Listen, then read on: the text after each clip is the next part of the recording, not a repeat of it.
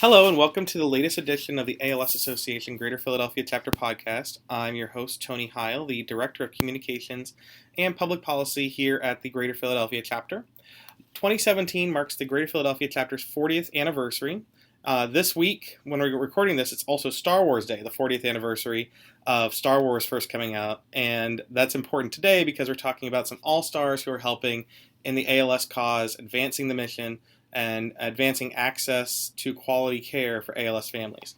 I'm going to be speaking today on our podcast with Dr. Mary Sedarous, who is here at the clinic at Meridian Health System in Neptune, New Jersey. So this was obviously the furthest drive I've ever had to make, going from my house all the way to Neptune. And but it's worth it because we're making sure that more people with ALS get good quality care, get connected to services, get the compassion and the support they need. Before we get into the podcast today, I'd like to recommend that you go to www.alsphiladelphia.org to learn about our services. Follow us on Facebook, Twitter, Instagram, Snapchat, YouTube, Pinterest, all those social media things, all at ALS Philadelphia. And of course, because it's our 40th year, check out alsphiladelphia.org/40 years to see some special videos, some links, and things attributed to our anniversary. With that in mind, that little background, Dr. Sedarous, thanks for taking time for our podcast today. Thanks for having me. It's a very rainy day here in New Jersey, and I assume everywhere in the greater area. But I appreciate that we were able to find time today. Of course. So tell me a little bit about yourself. You're a neurologist. You've been working on ALS for a little bit. Mm-hmm. But I think most of our listeners don't have any idea who you are. So I actually trained as a neuromuscular fellowship. My neuromuscular fellowship was out of Cornell and Hospital for Special Surgery, where I was exposed a lot during my training to management of ALS patients. After fellowship, I moved to this area and since had seen ALS patients and diagnosed them in my practice. And it became obvious as I was treating patients with ALS that there was a need for physicians or neurologists with the training to take care of ALS patients. I think through these patients who had also identified at that time the lack of this kind of care locally, we had been approached, or I had been approached by the ALS Association and the Joan Dancy Foundation to make access more easy for patients in this area to get their ALS care. This is the initiative that started the Meridian Health System, now Hackensack Meridian Health System, to open the ALS Clinic. We were able, after discussions and affiliation with the ALS Association, to get the clinic launched in January of 2016 and have since been seeing patients locally. And you see a number of patients, and the number of people that know about the clinic is growing. Correct. All the time. We're trying to promote it. You guys are getting it out there. Absolutely. Was there anything that drew you to ALS in your original work? Because it's a complicated thing. It's obviously a devastating diagnosis. So prior to my training as a fellow, quite honestly, as a resident, you don't really get the exposure fully on how to manage ALS patients. And unfortunately, a lot of clinicians until now, once they make this diagnosis, they stop there, and I still see that happen a lot, particularly with neurologists who, once they know their patients have ALS, will just go ahead and put them on hospice. The truth is, through my training, is I found that there is a lot that you can do for ALS patients and their families to help them transition as the disease progresses into its different stages. It's very complex, as you said, and it's emotionally intense at times because you see the patients progress and you see the families dealing with this progression, and you build a certain specific type of relationship with patients and family throughout the disease process. That's what drew me to it, to also bring the awareness. Of course, the amount of research that's being done now in ALS is very interesting from an academic and intellectual standpoint. So I think is a good time to be treating ALS patients because we have a lot of potential therapies coming out And so from an academic standpoint, it's also very interesting and challenging for a neurologist, I think. And you like the challenge, but I really appreciate that you started that by talking about that there was a real human need. Correct. Not just that they needed a good doctor, but my grandfather had ALS. I've been working here for 6 years, and it always is important to me to know that the professionals start with people need better care. And that's that. I really appreciate that that's where you're standing, and that seems to be how the clinic continues to grow here in Hackensack Meridian. Correct. So you have a clinic. What does the clinic do? Because the clinics, interdisciplinary care, they all approach ALS in a similar way. Mm-hmm. But what does a clinic do, especially here? So I'm very lucky to be talking to you today from the outpatient rehab center, which I think is a really good place to be running an ALS clinic, because in the center of managing patients with ALS is obviously all kinds of rehabilitation, PT, OT, speech, which we obviously have all those disciplines in our clinic. Typical to every other clinic, we also do the respiratory assessment. We have the social worker, we have a nutritionist. But I think the rehab part is very important here. And again, the fact that we're running this clinic out of the core of the rehab center says a lot. The commitment of the outpatient rehab team has been phenomenal to our success. Beyond the typical services that patients will get from any probably ALS clinic, we mimic those as I had been trained previously. So I think the commitment of the team is very important. We have more than one physical therapist. We have more than one speech therapy and language pathology people. We are trying to always expand the services that we can offer so that patients don't have to travel so much for example, their AAC evals, which is an augmentative communication devices. This is an AAC eval is a separate entity that sometimes where a lot of clinics don't have it in the clinic. We are currently working on, for example, having our speech and language pathologists trained to do this kind of evaluation. So we're constantly looking to bring more services to the clinic so that patients have to travel less and get everything done more efficiently in one system. So, and that's very important. You talk about all these different specialists. Seems like an easy word to remember. Yeah. Who are here. And you recruit them, you bring people in, whether they're in the system already or not. And so you have to make sure that they understand ALS. Correct. Because speech pathologists are great, but a lot of them don't know about ALS. Exactly. So there's a lot of training and retraining from all of you, I assume, to make sure that they're prepared and they continue to be prepared. Correct. Our actually, when we started doing this, the ALS Association was kind enough to send specialists that were doing in-services for our people before we even launched the clinic. And so, and there's a constant learning process that happens with what's new in ALS, in physical therapy, or in speech language pathology. It's a constant learning process. And the commitment of the team to continue learning and looking at new things is there, and it's very important for us to continue growing.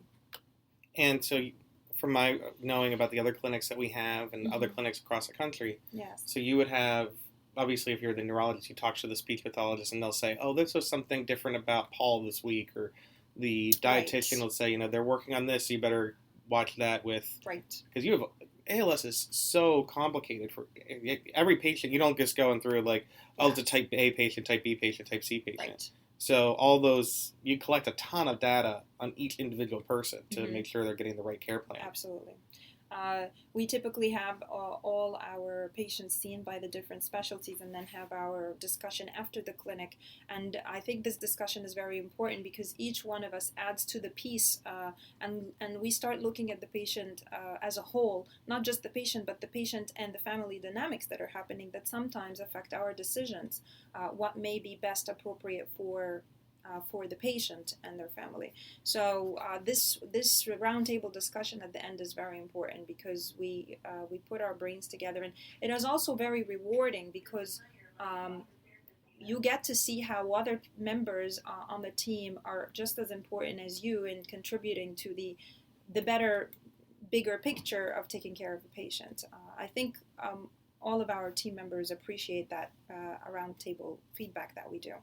Yeah, and I think we appreciate the ALS families appreciate that they're not just talking to someone who's taking up their time. Correct. So are there any approaches that people might not know about? Because I think when people think they're going to the clinic, their first experience, are you like oftentimes the first person they talk to, or not the first person, but the first place they go?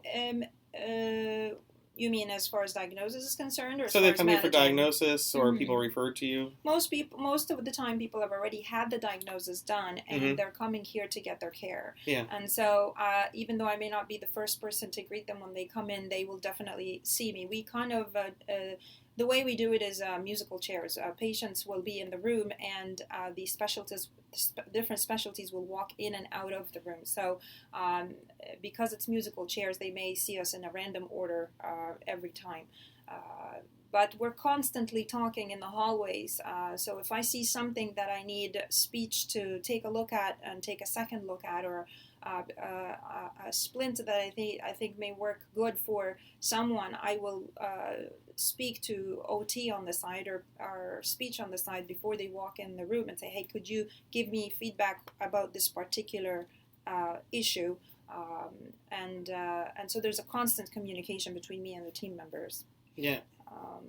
And you guys work with both the Joan Dancy Foundation and the ALS Association. Correct. A number of the people that come here, they'll see our social workers. So you talk to some of the social workers involved with the ALS Association. Definitely. And so what I think for me, like I said, I had an ALS connection here. Yes. That follow-up that happens after the clinic visit is so important, because you see people maybe every 3 months or so, 6 months? About 3 months, 6 months, depending on how fast the disease is progressing. Right. And then also because of how fast the disease progresses, so the follow-up with the social workers or their other doctors, that helps you decide maybe we should see you sooner, or maybe we can just have a quick call or something. Correct. So the biggest, I think, privilege that we have in our clinic is not only do we do our 1 hour around the table discussion about the patients, but our social worker, as you said, who is part of the Joan Dancy Foundation, will then, as necessary, go ahead and go into the homes of the patients. Then they're very dedicated to people with ALS in our area. And they will oftentimes, once they go in and do their in-home assessment, will come back with more feedback. And they also, since they were around for the discussion, will make sure that the recommendations that we made are appropriate and can be translated into the home. And I know a lot of clinics don't have that seamless transition from clinic to home, but we are very fortunate to have that.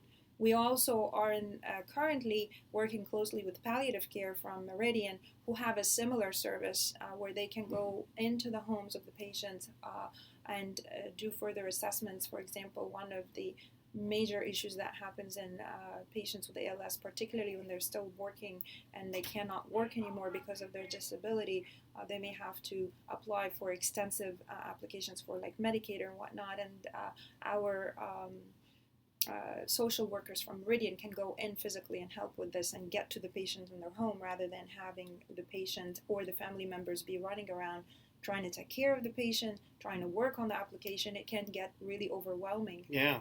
And so I think that gives the patients and their families a sense of relief to know that it's not just the 3 or 4 hours that you spent in the clinic with us. This is going to continue into your home, and you're going to have that support when you go home. Yeah, and I know, talking to a lot of the folks everywhere, those kind of things like the insurance and Medicaid, because a lot of our folks are using Medicaid services. Correct. Which is why we need those to continue. That's a big part of what you're doing. And when you're talking about insurance or you're talking about funding and things like that, it's not this number, it's about actual compassionate care, because you want them to get all the things that they need and deserve. Absolutely. And you talk about in the home, so another aspect of the thing is at home are the family and friend caregivers. So what do you do as a clinic to talk to those people? Someone comes in with their husband or wife or child or whomever. Mm-hmm. How do you prepare them for what is coming or what they need to know? you have to be careful how you approach this, because every family is different and every personality is different. You don't want to overwhelm the patients, but at the same time you want to make them prepared. So you have to just feel the family and be careful not to overwhelm them, but still make them aware and prepared. That sometimes will ask for us to maybe even take it slowly and not give them everything at the same time. For example, someone who comes in early in the disease, it may not be appropriate to start talking about PEGs right away, because people have their own feeling about strong feelings, and they may change their minds, and it's important to understand that patients can change their minds and are allowed. So it is a sensitive dynamic, but it's important to continue this conversation. That's why it's important to continue the conversation, not just in the clinic, but when they go home, because how a patient or a family feels today in the clinic can be very different after the first choking episode a month from now, before their 3-month follow-up. Mm-hmm. So you have to keep talking to the patients and educate them, but don't sort of overwhelm them either. You have to know when to back off. And that's a tough thing to learn, and it's probably an even tougher thing to teach. Yes, some people do it better than others. It depends on I think the team and the clinicians that are communicating with the patients. But it's a learning curve. We discuss that all the time. A lot of times I'll hear from my speech and language pathologist saying, they find it very difficult to tell a patient, you have to be very careful because you really shouldn't be taking, or swallowing. It's not safe for you to swallow. But they have to say it with the patient's feeling and reaction in mind, how to approach that. That takes practice, I think. Yeah, I'm sure that you've been at this particular clinic, even though you've been working on ALS for a number of years, mm-hmm. for a year and a half, and yes. I imagine that the care you're able to give and the understanding just improves with each weekly visit with different patients. Correct. So you tell people what to look for when as a family member. Yes. So like I said, my grandfather said, Tony, make sure to look for this. Yes. Are there things when someone comes in first that you're like, you notice right away, or you think about when they're, or later on, just like, oh, this is something I really notice it's a problem with a lot of people with ALS, or something people need to just be aware of? It's not one specific thing, because well, tell all the things you want. It's okay. So one of the things, for example, that's common. Let's talk a little bit about the cognitive issues that ALS patients can sometimes have, which is a lot of times are estimated by family members, but sometimes the judgment is very impaired, mm-hmm. or patients are very impulsive. And to be honest, that was an issue in our family. It's a hard conversation to have. It is very hard, because a lot of people think that ALS is just a motor, mm-hmm. and they don't think of the cognitive issues. But you have to prepare the patient's family that take it easy. They don't mean to do that. This is a form of maybe a frontal lobe dysfunction that's happening, that's making them behave that way. They don't mean to be angry very quickly. They don't mean to, for example, shove their mouth and put all the food at once and then mm-hmm. have a choking episode, which is another thing that sometimes we see. So I take that as an example, but that goes for many other things. Another common conversation, when I start seeing that a patient is having respiratory dysfunction and they don't realize it and they don't want to have the conversation, that's a tough one, of what to do when, mm-hmm. and be prepared.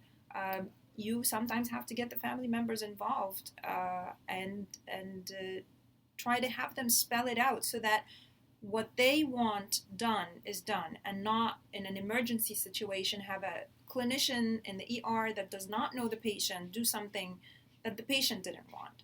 So in the state of New Jersey, we have the POLST form, POLST, which we can use as a way to communicate and spell out exactly in an emergency situation how a patient or their healthcare or Proxy want to deal with the choking episode or the respiratory distress at the very end of life. Is that a New Jersey, you mean in the New Jersey health system, or is that a government thing? State of New Jersey. Mm-hmm. It's now required in the state of New Jersey to, as much as possible, if you know that a patient would need a form as that, we in the Meridian system have all been in service. Me and our ALS clinic have been in service on how to fill this form, and we scan it as a document, and it becomes available in the medical record to the emergency physicians. So that if a patient ends up in the ER in our system, the physician who doesn't know the patient can have direct access to this form. So that's sometimes some of the good, or the importance of sometimes government and advocacy work, is that you're working with people to say this is the kind of thing that people need, so we're all on the same standard or things like that. Yes. That's important, because we do a lot of work with New Jersey legislators, and a lot of them understand ALS now, and they didn't before. Mm-hmm. And hearing from people like you helps them know, let's not make a mistake. Right. It's because a mistake can devastate someone, a minor one, when it comes to ALS. Absolutely. So you have to deal with a lot of those difficult neurological issues. This isn't that serious of a question, but it is, but understanding brain issues is really hard.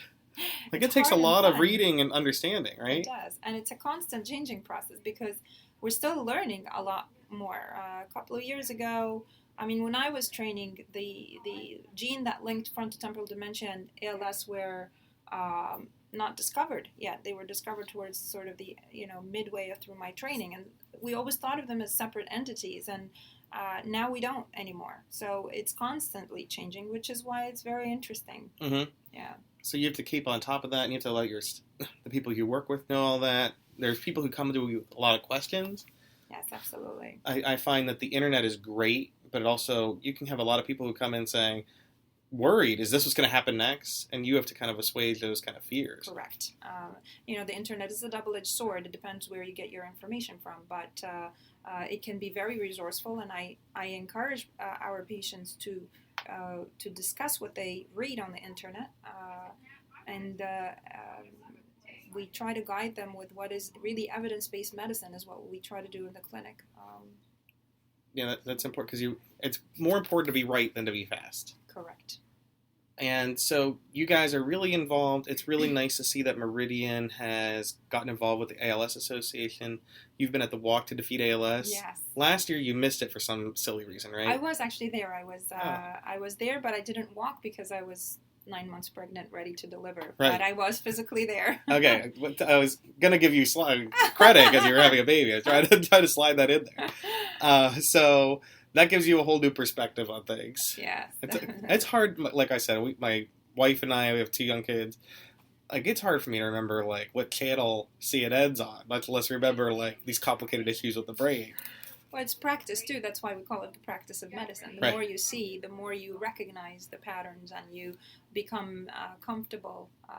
But you have to realize that it's always changing and we're always learning more. So you have to constantly be on top of what's going on in the ALS world. Yeah. Mm-hmm. And do you talk to other neurologists then? And I still talk to my mentor, of mm-hmm. course, and other ALS pioneers, so to speak. We are now part of the NEALS as well, which is another way of just staying up to date with what's coming in ALS. They constantly have educating webinars, not just for clinicians, but also for the ALS patients as well. So it's important to keep all these ways of communication. There is conferences that are also very helpful, obviously the journals. So that's important to know. So the neurologists like yourself are doing a lot of reading, a lot of learning constantly, mm-hmm. also learning at the actual clinic visits themselves. You're working with a whole team that's constantly improving and learning and understanding how to provide even better care. But you're also going beyond that. You're connecting people with ALS Association services like in-home care, assistive technology. You let people know, hey, this is a speech issue. Mm-hmm. That you might want to get an iPad or get eye gaze or this or that. And then you connect them to the right person to do that. Correct. And so the clinic is, ground zero, the home base for ALS. But then, like I said, you guys were at the Walk to Defeat ALS at mm-hmm. Seaside. Yes. How did you like that?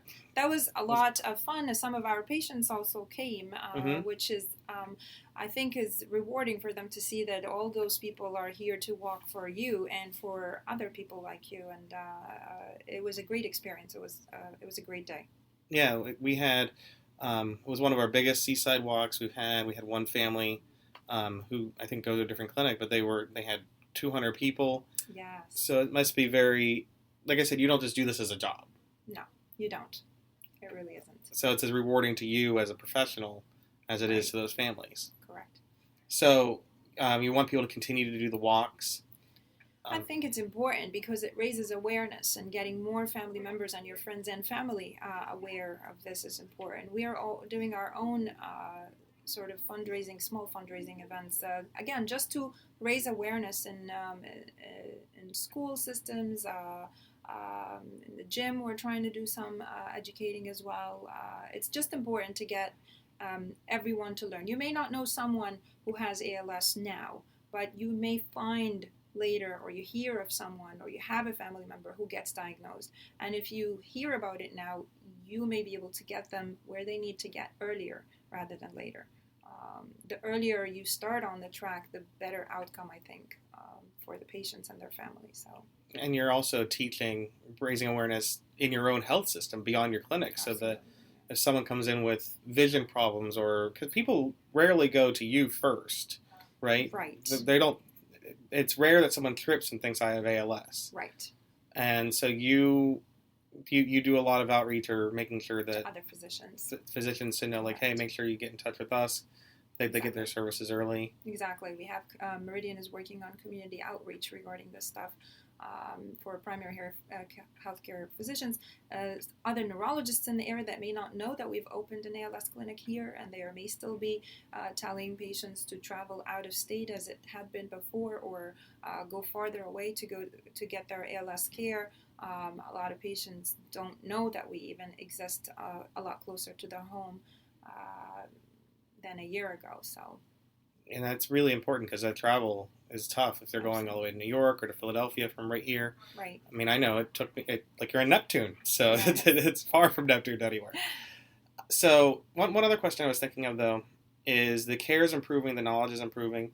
Is it getting easier to diagnose people? Is it getting easier to kind of, with biomarkers and other things, know that this is probably happening sooner than later, to kind of give people a better plan than it may have been years ago? Yeah, so the research now is looking at biomarkers. The difficult part about diagnosing ALS, it's always been, is there is no one test that you could do to tell someone they have ALS, and that is still kind of true. You need time, and you need the patient to progress sometimes to a certain extent just to claim themselves as ALS. And of course, nobody wants to be told, come back in 3 or 6 months and I'll see how your exam looks like, to be able to give them a definitive diagnosis. So a lot of the research is happening is to try to find a biomarker, something that we can test for, to say there is a good chance that you may have or may not have ALS.